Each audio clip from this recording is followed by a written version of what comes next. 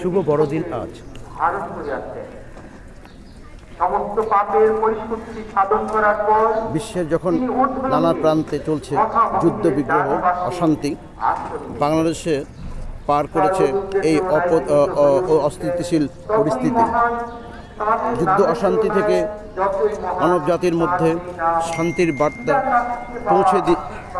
পৌঁছে দিতে পৃথিবীর আসেন খ্রিস্ট ধর্মের প্রবর্তক যীশু খ্রিস্ট।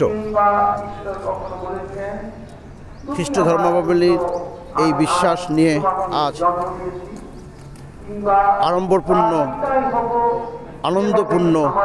আড়ম্বরপূর্ণ পরিবেশ উদযাপন করছে বড়দিন।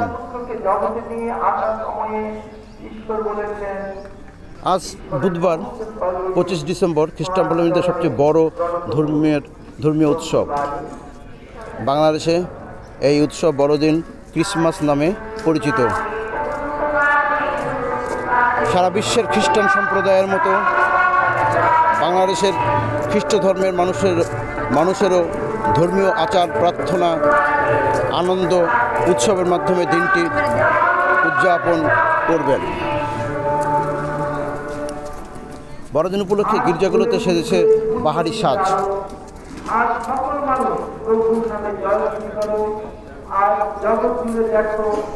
গির্জা প্রাঙ্গণে রয়েছে দুটি গোশালা।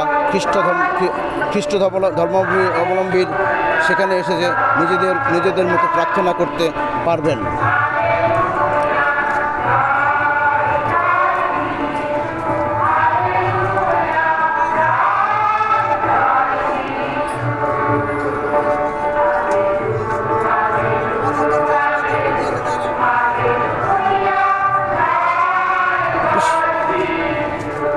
বড়দিনের আগের দিন সন্ধ্যায় 7টায় এবং রাত্রি 10টায় প্রার্থনা হয়েছে। এছাড়া বড়দিনের সকাল 6:30 থেকে সকাল 9টার মধ্যে দুটি প্রার্থনা হয়েছে। এই প্রার্থনা অনুষ্ঠানে খ্রিস্টযোগ বলা হয়। এই প্রার্থনাকে আসলে খ্রিস্টযোগ বলা হয়।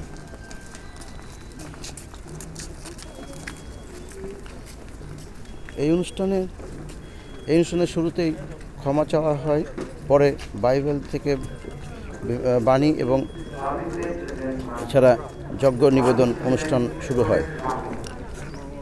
বড়দিনের অনুষ্ঠানে প্রার্থনা ছাড়াও সারাদিন মানুষ গির্জায় আসেন। বিকেলে নানা উপাসনা নিয়ে হাজির হবেন নানা সাজে সান্তা ক্লজ।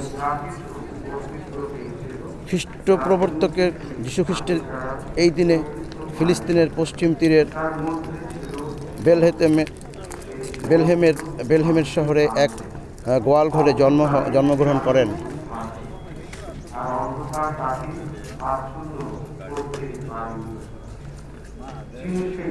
খ্রিস্ট ধর্মাবলম্বীদের মধ্যে বিশ্বাস, সৃষ্টি, মহিমা প্রচার এবং মানব জাতিকে সত্য ও ন্যায়ের পথে পরিচালনা করার জন্য যীশুখ্রিস্ট জন্ম নিয়েছিলেন।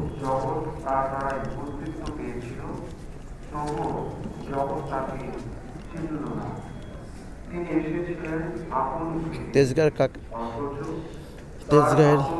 সেন্ট মেরিজ ক্যাথলিক চার্চেও দেখা গেল খ্রিস্টরা বিভিন্ন ধরনের প্রার্থনা করছেন। অন্যদিকে প্রার্থনা ঘরে ফুল, বেলুন দিয়ে সাজিয়ে প্রস্তুত করা হয়েছে।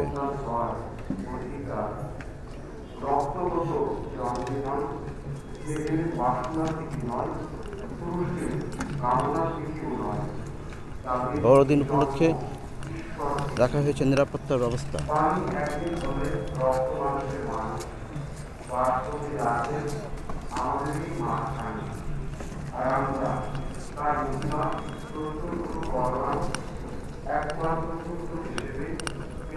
প্রার্থনা শুরু হয়েছে। আমরা আপনাদেরকে দেখাচ্ছি যারা